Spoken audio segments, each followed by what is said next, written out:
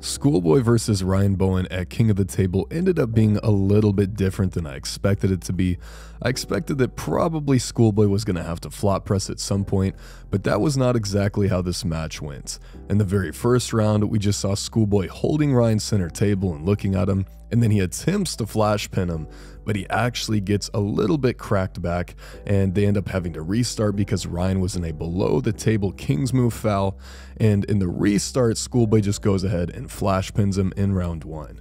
Now in round 2, this is where Ryan looked the very best out of any of the rounds. I think Ryan was able to get a pretty legit stop in his open top roll. He didn't even have to fully go below the table initially, and he was looking pretty solid.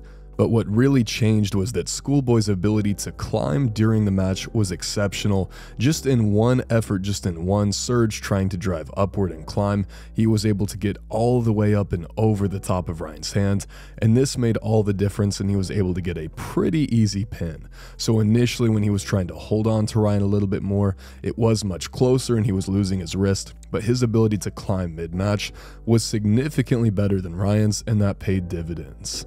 In round 3, Ryan was once again going for the open top roll / king's move. This time he had the buckle side, and in this match it looked like he got pinned about 4 or 5 times in a row. Perhaps it was just a camera angle, but eventually Schoolboy is able to take the win in this one.